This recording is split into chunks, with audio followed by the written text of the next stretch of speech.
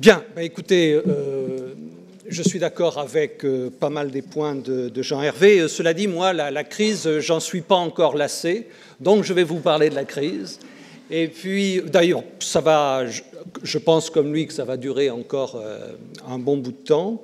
Et je pense que, autant tout ce qu'il a dit est vrai, je pense néanmoins que la question de la finance, de la stabilisation du système financier est sans doute essentielle pour nous permettre de rebondir. Alors bien sûr, il n'y aura pas de croissance s'il n'y a pas quelque part du progrès technique.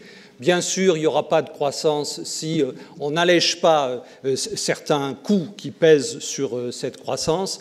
Mais en tout état de cause, il faut une stabilisation du système financier. Là aussi, je ne suis pas très original puisque Madame Lagarde a répété ça hier en disant, dans le cas de l'Europe d'ailleurs, qu'en effet, le rebond en Europe passe par la stabilisation du système financier, par la recapitalisation des banques, et dit-elle aussi au passage, par en finir avec ces gros établissements financiers dits too big to fail, et je pense qu'en disant cela, elle devait sérieusement considérer le cas de la France. Donc, j'ai beaucoup de sympathie pour l'idée selon laquelle cette crise, c'est aussi une crise réelle. Il y a un certain nombre de bouquins qui ont été écrits notamment sur cette thèse. En effet, les inégalités ont pu être à l'origine de la crise parce que le crédit, la gabegie de crédit qu'on a fait durant cette crise, c'était une façon de donner, de solvabiliser une demande, la demande de ceux qui étaient au bas de l'échelle et donc de leur donner par le crédit ce que l'on ne pouvait pas leur donner en termes de pouvoir d'achat. C'est vrai aussi que les déséquilibres commerciaux, notamment les déséquilibres de la balance commerciale américaine, ont joué un rôle important dans la création de ces espèces de produits titrisés, ces produits AAA qui se sont révélés être en réalité des produits très toxiques, de mauvaise qualité, et que ceci a été fait pour permettre notamment aux Chinois de pouvoir placer leur épargne dans des produits qui étaient censés être des produits de bonne qualité. C'est vrai que les questions de compétitivité auraient dû intéresser plus, notamment l'Europe, plus que les histoires de déficit budgétaire, je pourrais y revenir brièvement. Il n'empêche qu'on n'a pas forcé, on n'a pas mis le couteau sous la gorge aux banquiers pour faire du crédit. Il n'empêche que les innovations financières, ce n'est pas un problème de l'économie réelle, etc. Donc je vais traiter de deux points. D'une part, en effet, la question des dysfonctionnements du système financier, parce que je crois que tant qu'on n'aura pas réglé ça, on ne pourra pas en effet rebondir. Et puis j'essayerai de montrer rapidement que ces dysfonctionnements ont été aggravés en zone euro par en fait les déficiences de l'union monétaire, bref, par la gouvernance extrêmement fragile, pour ne pas dire plus, pour le dire en termes plus élégants que je ne le fais d'habitude, la gouvernance déficiente de la zone euro. Alors, en effet, c'est une bulle de crédit. Alors, vous voyez, l'échelle peut être trompeuse parce qu'il a fallu la faire en fonction de l'Espagne. L'Espagne, alors, c'est absolument prodigieux puisqu'on doit passer de quelque chose... Enfin bon, il y a 40 points de PIB de crédit. Donc, le crédit rapporté au produit intérieur brut a bondi de 40% en quelques années, entre 2002 et 2008, ce qui est extrêmement impressionnant. Mais si vous regardez les États-Unis, et c'est pourtant pas ceux qui montent le plus, le Royaume-Uni c'est bien pire, eh bien les États-Unis ont aussi gagné en peu de temps, en 4 ans, ont gagné 6 ans, pardon, ont gagné 20 points de PIB en taux d'endettement. Ici, on prend les ménages plus les entreprises.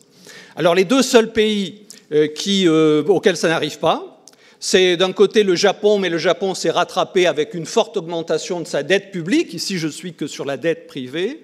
Et puis l'Allemagne. qui, elle, a une dette publique qui n'a pas du tout explosé. Et vous voyez que l'endettement des agents privés en Allemagne était plutôt même décroissant. La France, dans cette affaire, n'est pas parmi les plus mauvais élèves. Alors, cette bulle de crédit, on en a connu d'autres. Les bulles de crédit, c'est toute l'histoire financière. Et d'une certaine façon, d'ailleurs, c'est ça qui est étonnant, c'est que dans le domaine de la finance, on a l'impression que les expériences ne servent jamais à rien, qu'au fond, les banquiers ne retiennent rien de leurs mauvaises expériences passées. Et c'est effectivement une vraie question théorique qui mérite d'être expliquée.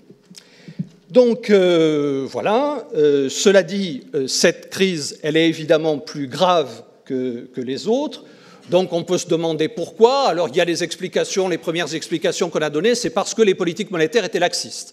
Il est vrai que cette explication arrangeait bien le monde bancaire, puisque c'était au fond une façon de dire c'est tout ça et la faute à Greenspan, qui était le patron de la Banque centrale américaine à l'époque, et c'est lui qui nous a mis dans cette situation.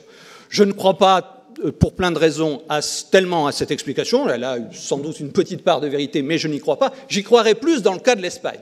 Le cas de l'Espagne, c'est qu'ils se sont trouvés avec un taux d'intérêt qui était fixé au niveau européen en fonction de la conjoncture moyenne européenne dominée par l'Allemagne et par la France notamment. Donc la zone euro prise globalement n'avait pas besoin de taux d'intérêt très élevés, sauf qu'en Espagne il y avait de l'inflation et que donc ils avaient des taux d'intérêt trop faibles pour leur conjoncture et de surcroît, comme ils avaient plus d'inflation, ils avaient des taux d'intérêt réels qui étaient, c'est-à-dire taux nominal moins taux d'inflation, ils avaient des taux d'intérêt réels qui étaient plus faibles que les autres. Donc ceci peut être effectivement une explication. Ce qui est vrai aussi, c'est que durant cette période, il y a eu, enfin depuis la fin des années 90, il y a eu une modification des business models bancaires, c'est-à-dire de la façon dont on a fait de la banque. Dans le temps, la banque gardait les crédits qu'elle faisait, et puis on est passé à un modèle où la banque a commencé à vendre une partie de ses crédits sous forme de titres. C'est ça l'idée de la titrisation. On fait des paquets de crédits qu'ensuite on va vendre sur les marchés, et donc on va transformer des titres qui sont a priori illiquides en titres qui seraient susceptibles d'être achetés, vendus sur des marchés. Il y a eu ça, il y a eu d'autres choses aussi, notamment le fait que ce système financier s'est beaucoup développé par le biais de ce qu'on appelle les produits dérivés, c'est-à-dire ces produits de couverture, les options, les futurs, etc., qui normalement sont faits pour distribuer le risque entre les agents, le disperser, de façon à ce qu'il ait un caractère moins systémique, sauf que ce n'est pas ça qui s'est passé. Sauf qu'on a cru en effet disperser les risques, alors qu'en réalité ils se sont concentrés. Les banques ont pensé se séparer de ces risques, alors qu'en réalité, lorsque la crise a démarré, elles ont retrouvé dans leur bilan et par les engagements qu'elles avaient pris auprès des organismes de titrisation, elles ont retrouvé les risques dont elles pensaient s'être séparées. Bon, dans tout ce cas, ce que l'on peut dire, et ça sera la thèse de cette première partie, ce que l'on peut dire, c'est que la régulation a été insuffisante dès le départ et qu'elle n'a absolument pas suivi les évolutions, les transformations du système financier. Alors, quels sont les problèmes qui se sont posés? D'abord, des fonds propres bancaires insuffisants.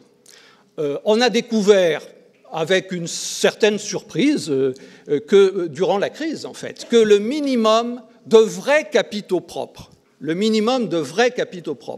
que devaient détenir les banques, ce n'était pas les 8% dont on nous parlait, c'était en réalité 2%. Ça veut dire qu'il y avait une partie de ces fonds propres qui étaient en fait plutôt des titres subordonnés, des titres de dette, donc non privilégiés, il y avait là-dedans des participations croisées entre filiales de banques, et que, au fond, les vrais fonds propres, c'est-à-dire les actions ordinaires et les profits mis en réserve, ne représentaient en réalité que 2%. Mais 2% de quoi? Non pas 2% de l'ensemble des actifs, comme chaque chef d'entreprise, lorsqu'on lui demande les capitaux propres, le pourcentage de capitaux propres, ben, il répond le montant des capitaux propres que divise la totalité des actifs.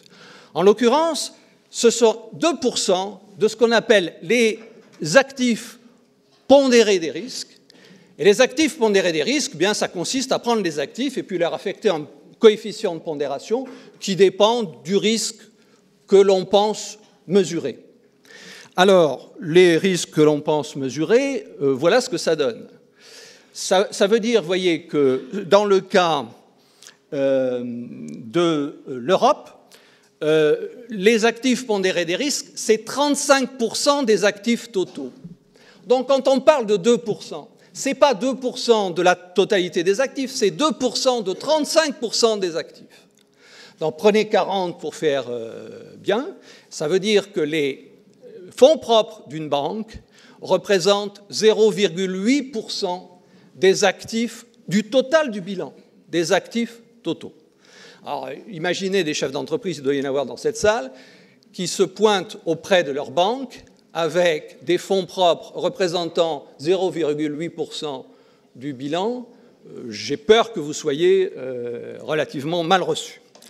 Voyez au passage que les États-Unis, contrairement à ce qu'on raconte ici, en disant les Américains ne veulent pas d'un renforcement de la capitalisation et c'est pour ça que nous, on ne veut pas le faire non plus. Voyez que les Américains étaient effectivement sensiblement plus capitalisés. Je reviens en arrière. Dernier point, l'arbitrage, ce qu'on appelle l'arbitrage réglementaire, la titrisation, en fait, ça a permis de réduire les fonds propres. Derrière les courbes que je vous ai montrées, il y a des discussions possibles. Hein. Peut-être que je caricature un tout petit peu. Mais voyez, de toute façon, ce qui s'est passé, c'est que les banques ont fait de la titrisation, c'est-à-dire vendu ces crédits parce que ainsi elles n'avaient pas à constituer de fonds propres sur les crédits qu'elles avaient distribués, mais qui sortaient des bilans ou qui passaient de façon plus ou moins directe dans le hors-bilan.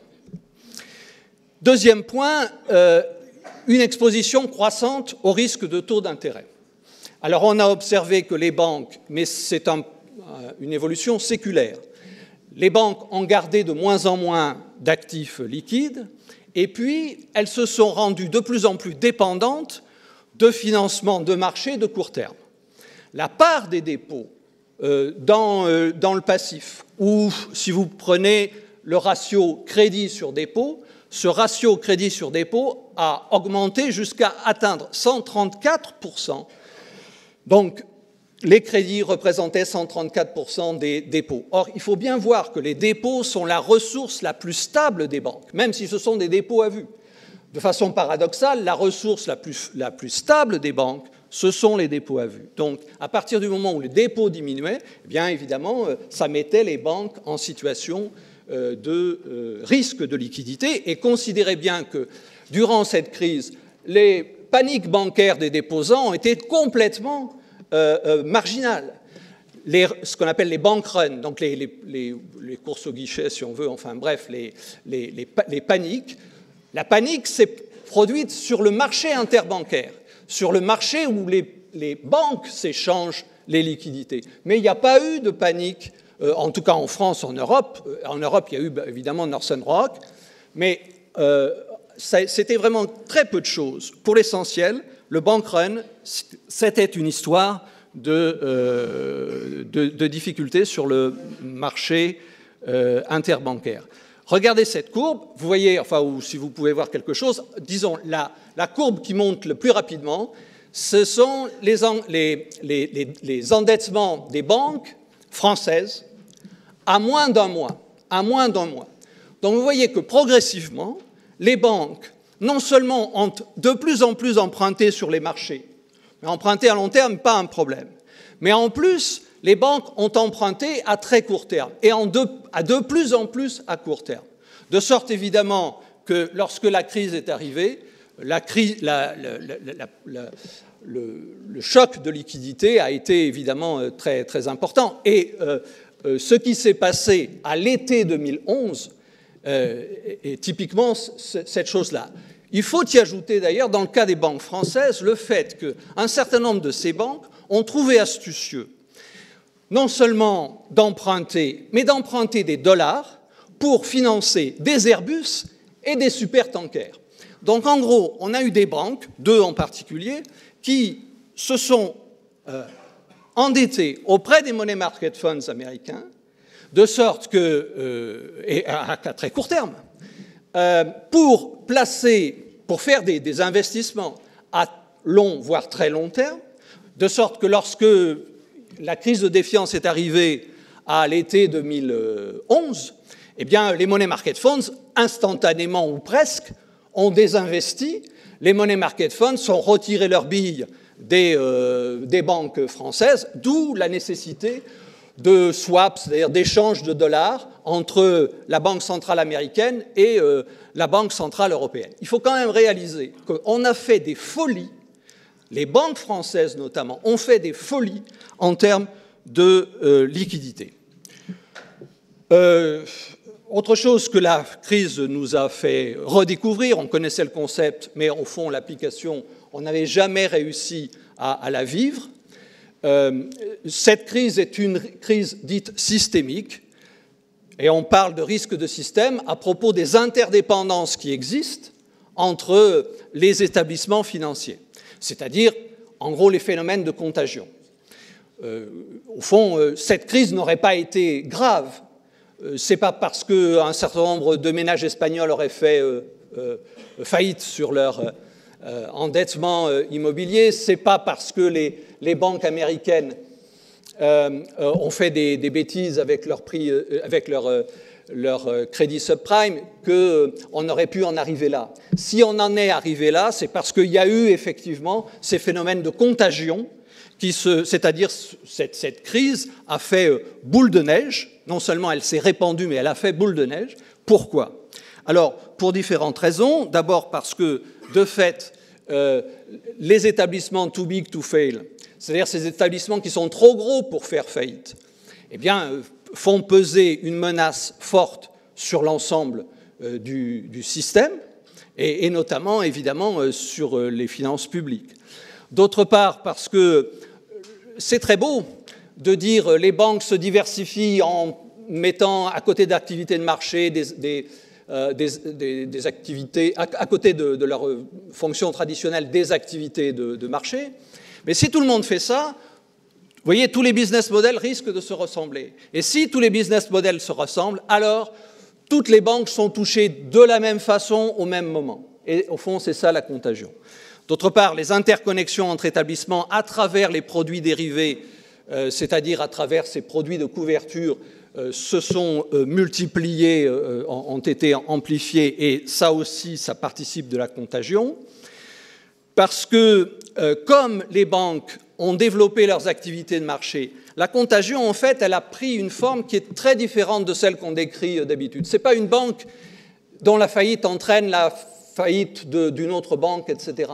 Ce qui s'est passé, c'est que par le biais des dépréciations d'actifs, si une partie de mes actifs se déprécie, je suis obligé de vendre pour pouvoir augmenter mes capitaux propres, pour pouvoir éponger les pertes.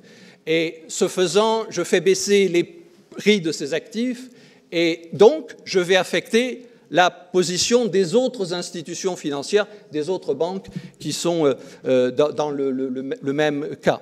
Enfin, pour des raisons compliquées sur lesquelles je ne vais pas m'étendre, il y a eu un comportement de plus en plus procyclique de l'offre de crédit, c'est-à-dire les banques ont réagi de plus en plus en fonction du cycle, c'est-à-dire qu'elles ont amplifié le cycle économique. Voilà, j'en ai terminé avec mon premier point, et vous voyez que ce premier point revient à dire, on a un vrai problème de réglementation, de régulation du système bancaire, régulation des fonds propres, régulation de la liquidité, et ce problème de risque systémique, c'est-à-dire d'interdépendance entre banques, qu'il faut traiter probablement en demandant aux établissements qui sont plus systémiques de prendre des dispositions et peut-être de se capitaliser en fonction de ça. Mais il se trouve que dans la zone euro, la crise financière a été aggravée et il suffit évidemment de faire la comparaison avec ce qui s'est passé. Les États-Unis donnent l'impression d'être sortis de la crise, alors que c'est quand même chez eux que la crise a commencé. Il y a des questions à se poser. Alors, on sait tous que cette création monétaire européenne est totalement bancale. Elle ne répondait à aucun des critères de ce que les économistes appellent une zone monétaire optimale. Il faut quand même rappeler que lorsqu'on a créé l'euro, un certain nombre d'économistes, dont évidemment Jean Hervé et moi faisions partie, ont dit cette affaire d'euro est dangereuse, c'est une aventure, parce que les économistes n'ont en effet pas beaucoup de dons de prévision et ils n'ont même pas beaucoup de concepts, mais on en a quand même quelques-uns et il y a cette idée de zone monétaire optimale. C'est-à-dire quels sont les critères qui permettent d'avoir une monnaie unique sur un ensemble de pays probablement hétérogènes. Or, rien n'était fait pour cela, et donc, en particulier, on n'avait aucune solidarité financière, alors que, justement, l'existence de budgets communs, l'existence de transferts budgétaires est une façon de donner à une zone monétaire sa viabilité. On n'a pas voulu, parce qu'on n'a pas voulu que ceci constitue une incitation au déficit public. Cela dit, le déficit public, c'est bien gentil, mais en réalité, ce qui était plus important, c'est de regarder la compétitivité. Au moment de la crise, l'Espagne faisait des excédents budgétaires. L'Espagne faisait des excédents budgétaires. Donc l'Espagne était un très bon élève. Sauf que c'est probablement celui, avec l'Irlande d'ailleurs, qui également faisait des excédents budgétaires. Ce sont les pays qui ont posé le plus tôt, bon, parlons pas de la Grèce, parce qu'elle, effectivement, elle faisait à la fois des déficits budgétaires et des déficits commerciaux, et que les chiffres étaient truqués. Mais si on regarde posément les choses, il est clair que l'indicateur de déficit budgétaire était le mauvais indicateur. C'était celui qu'il fallait pas regarder pour des raisons qu'on pourrait développer, mais j'ai pas le temps. Donc non seulement ça, mais de surcroît, il y avait une banque centrale européenne qui avait dans son statut de ne pas intervenir sur les dettes publiques. À la différence de la Banque d'Angleterre, à la différence évidemment de la Fed qui est intervenue très largement sur les dettes publiques pour soulager les dettes publiques. Ce qui a fait que, évidemment, une défiance vis-à-vis des dettes publiques s'est instaurée, que cette défiance a été contagieuse, c'est-à-dire qu'elle est passée d'un pays à l'autre. Il suffit qu'un pays soit attaqué pour que le pays d'à côté le soit, etc.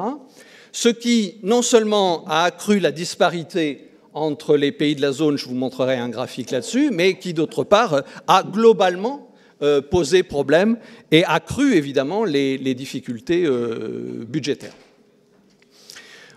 Or, il se trouve qu'il existe une interdépendance entre la fragilité des banques et les déséquilibres de finances publiques, une interdépendance, c'est-à-dire en fait une spirale déstabilisante. Les déficits publics aggravent la situation de défiance vis-à-vis des banques. La situation de défiance vis-à-vis des banques aggrave la situation des finances publiques, des dettes publiques. Vous voyez ces deux graphiques. Celui de gauche vous montre que deux choses. D'une part, que le fait que la Banque centrale européenne ait baissé ses taux d'intérêt n'a pas permis de faire baisser les coûts du crédit.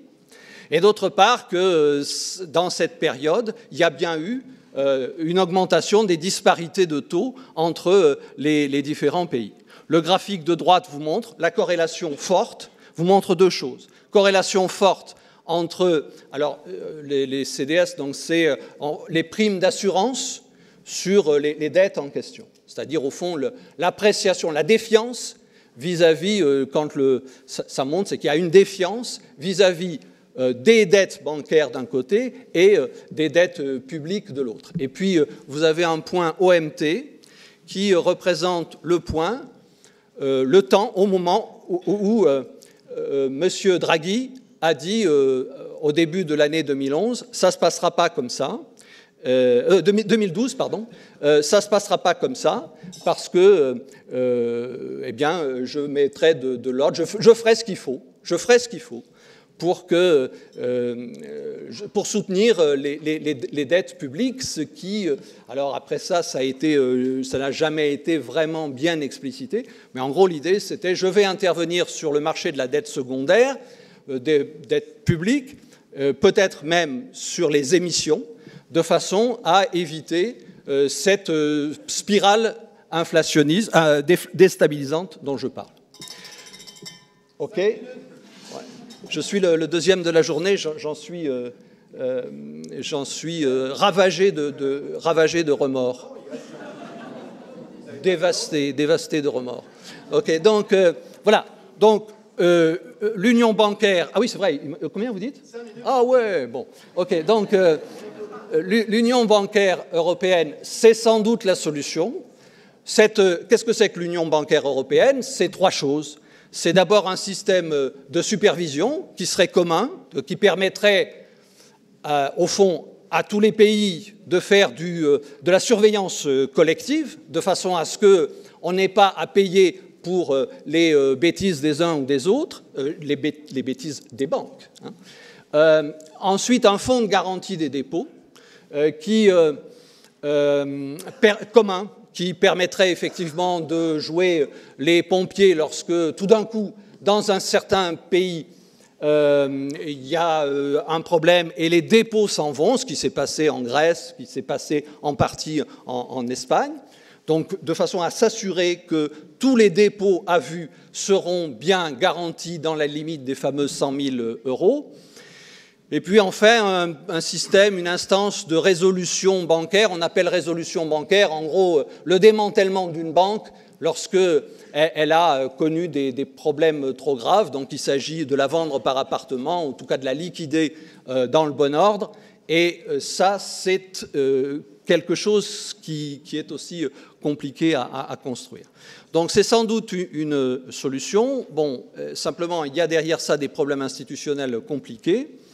Ces problèmes institutionnels, c'est le fait que vous allez confier à la BCE, qui est un organisme indépendant, vous allez lui confier une tâche d'abord gigantesque, ensuite pour laquelle elle n'a pas de mandat, elle a un mandat pour faire de la régulation monétaire.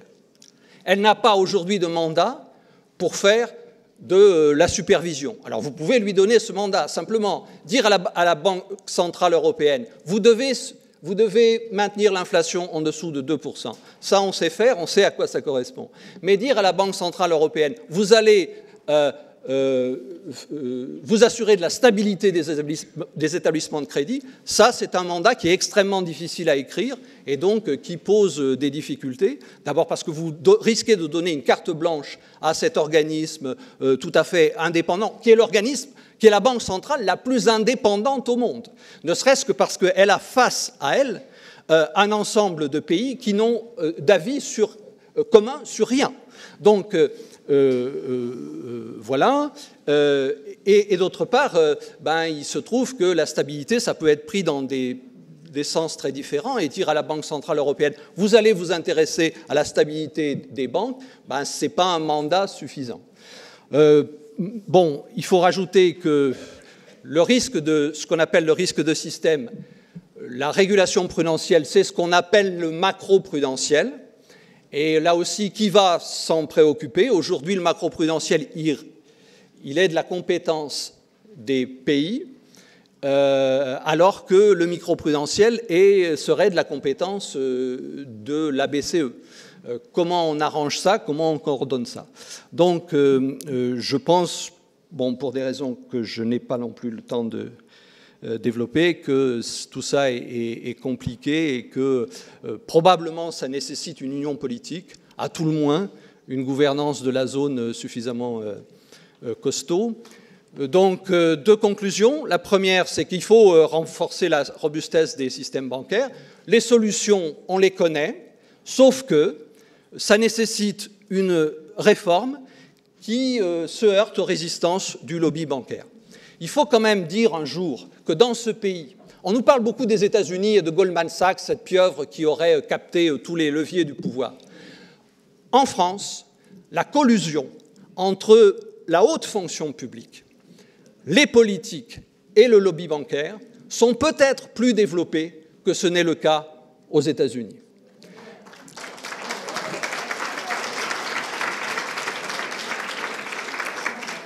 Bon, je vois que mon propos est démagogique, je m'en excuse.